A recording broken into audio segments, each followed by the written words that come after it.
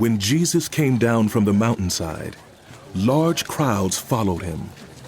A man with leprosy came and knelt before him and said, "Lord, if you are willing, you can make me clean." Jesus reached out his hand and touched the man. "I am willing. Be clean." Immediately he was cleansed of his leprosy. Then Jesus said to him, "See that you don't tell anyone, but go, show yourself to the priest and offer the gift Moses commanded as a testimony to them." When Jesus had entered Capernaum, a centurion came to him asking for help. "Lord," he said, "my servant lies at home paralyzed, suffering terribly." Jesus said to him, "Shall I come and heal him?" The centurion replied, "Lord, I do not deserve to have you come under my roof, but just say the word and my servant will be healed. For I myself am a man under authority, with soldiers under me. I tell this one, go, and he goes, and that one, come, and he comes. I say to my servant, do this, and he does it." When Jesus heard this, he was amazed and said to those following him, "Truly, I tell you, I have not found anyone in Israel with such great faith. I say to you that many will come from the east and the west and will take their places at the feast with Abraham, Isaac, and Jacob in the kingdom of heaven. But the subjects of the kingdom will be thrown outside into the darkness, where there will be weeping and gnashing of teeth." Then Jesus said to the centurion, "Go. Yes, Lord." Let it be done just as you believed it would." And his servant was healed at that very hour. When Jesus came into Peter's house, he saw Peter's mother-in-law lying in bed with a fever. He touched her hand, and the fever left her, and she got up and began to wait on him. When evening came, many who were demon-possessed were brought to him, and he drove out the spirits with a word and healed all the sick. This was to fulfill what was spoken through the prophet Isaiah. He took up our infirmities and bore our diseases. When Jesus saw the crowd around him, he gave orders to cross to the other side of the lake. Then a teacher of the law came to him and said, "Teacher, I will follow you wherever you go." Jesus replied, "Foxes have holes and birds have nests, but the Son of Man has no place to lay his head." Another disciple said to him, "Lord, first let me go and bury my father." but Jesus told him, "Follow me, and let the dead bury their own dead." Then he got into the boat, and his disciples followed him. Suddenly, a furious storm came up on the lake, so that the waves swept over the boat. But Jesus was sleeping. The disciples went and woke him, saying, What should we do? Lord! He replied, We're gonna drown! You of little faith, why are you so afraid? Then he got up and rebuked the winds and the waves. Quiet! Be still. And it was completely calm. The men were amazed and asked, "What kind of man is this? Even the winds and the waves obey him." When he arrived at the other side in the region of the Gadarenes, 2 demon-possessed men coming from the tombs met him. They were so violent that no one could pass that way. What do you want with us, Son of God?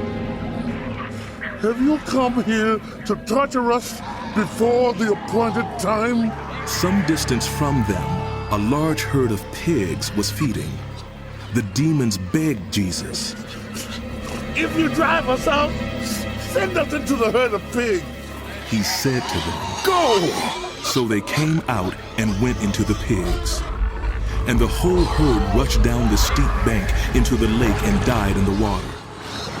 Those tending the pigs ran off, went into the town and reported all this, including what had happened to the demon-possessed men. Then the whole town went out to meet Jesus.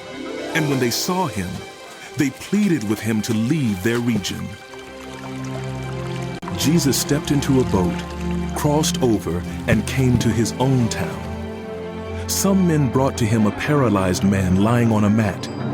When Jesus saw their faith, he said to the man, Take heart, son.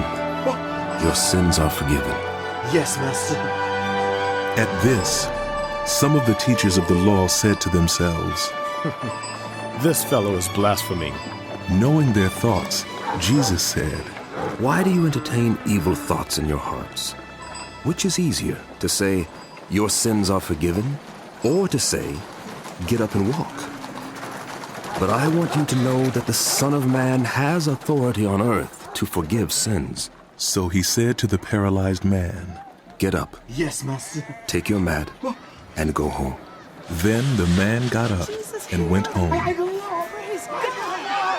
When the crowd saw this, they were filled with awe, and they praised God who had given such authority to human beings. As Jesus went on from there, he saw a man named Matthew sitting at the tax collector's booth. Follow me. He told him, and Matthew got up and followed him. While Jesus was having dinner at Matthew's house, many tax collectors and sinners came and ate with him and his disciples. When the Pharisees saw this, they asked his disciples, Why does your teacher eat with tax collectors and sinners?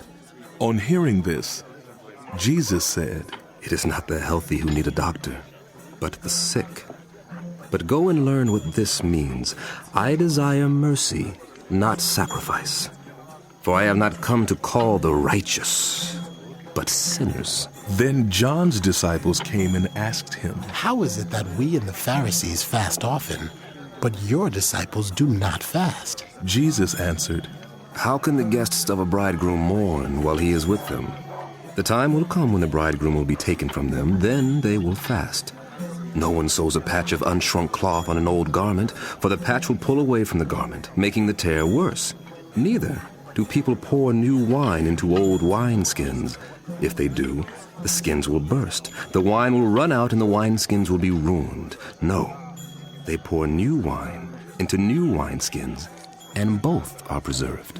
While he was saying this, a synagogue leader came and knelt before him and said, My daughter has just died, but come and put your hand on her, and she will live.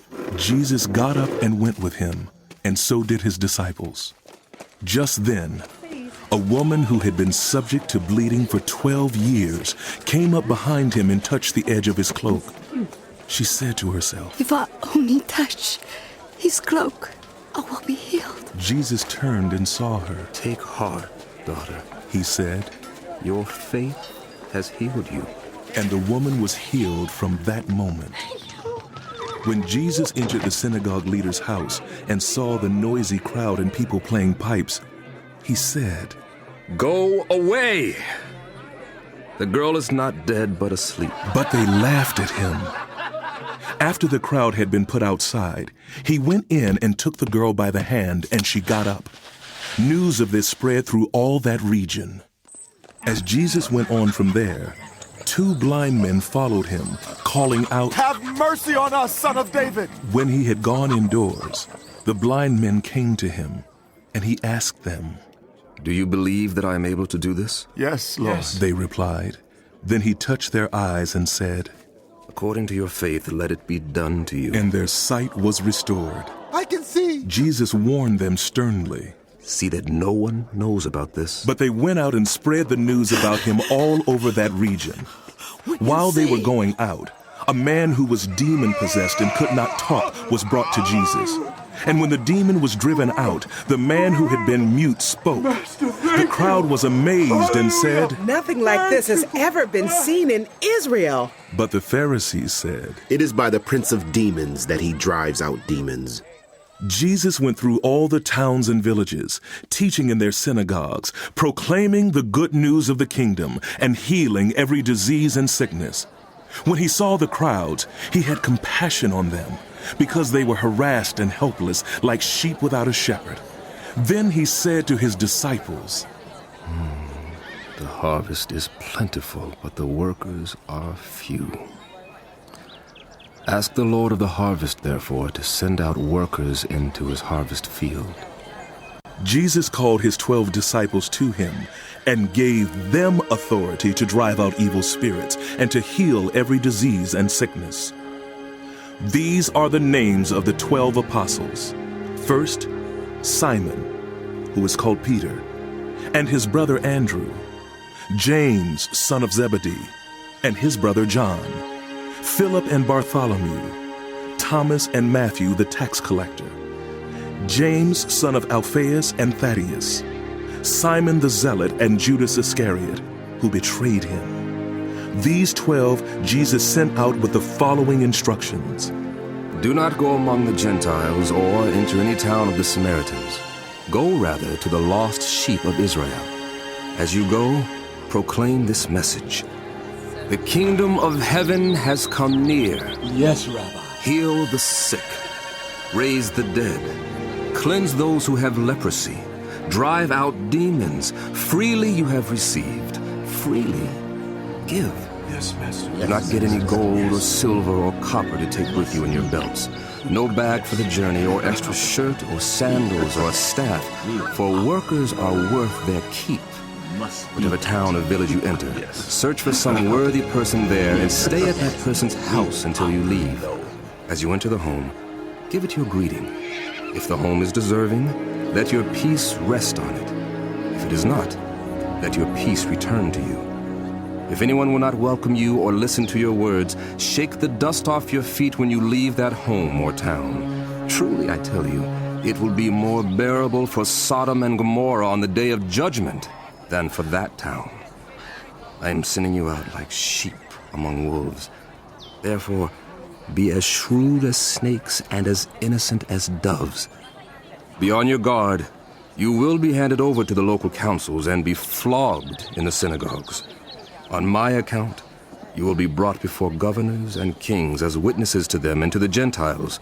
But when they arrest you, do not worry about what to say or how to say it. At that time you will be given what to say. For it will not be you speaking, but the Spirit of your Father speaking through you. Brother will betray brother to death, and a father his child. Children will rebel against their parents and have them put to death. Everyone will hate you because of me. But those who stand firm to the end will be saved. When you are persecuted in one place, flee to another. Truly, I tell you, you will not finish going through the towns of Israel before the Son of Man comes. Students are not above their teacher, nor servants above their master. It is enough for students to be like their teacher and servants like their master. If the head of the house has been called Beelzebul, how much more the members of his household? So do not be afraid of them. There is nothing concealed that will not be disclosed, or hidden that will not be made known. What I tell you in the dark, speak in the daylight. What is whispered in your ear, proclaim from the roofs. Do not be afraid of those who kill the body but cannot kill the soul. Rather, be afraid of the one who can destroy both soul and body in hell. Are not 2 sparrows sold for a penny? Yet not one of them will fall to the ground outside your Father's care. And even the very hairs of your head are all numbered. So, don't be afraid. You are worth more than many sparrows. Whoever publicly acknowledges me, I will also acknowledge before my Father in heaven. But whoever publicly disowns me, I will disown before my Father in heaven. Do not suppose that I have come to bring peace to the earth. I did not come to bring peace, but a sword. For I have come to turn a man against his father, a daughter against her mother, a daughter-in-law against her mother-in-law. Your enemies will be the members of your own household. Anyone who loves their father or mother more than me is not worthy of me. Anyone who loves a son or daughter more than me is not worthy of me. Whoever does not take up their cross and follow me is not worthy of me. Whoever finds their life will lose it, and whoever loses their life for my sake will find it. Anyone who welcomes you welcomes me, and anyone who welcomes me welcomes the one who sent me. Whoever welcomes someone known to be a prophet will receive a prophet's reward, and whoever welcomes someone known to be righteous will receive a righteous person's reward. And if anyone gives even a cup of cold water to one of these little ones who is known to be my disciple, truly I tell you, that person will certainly be rewarded.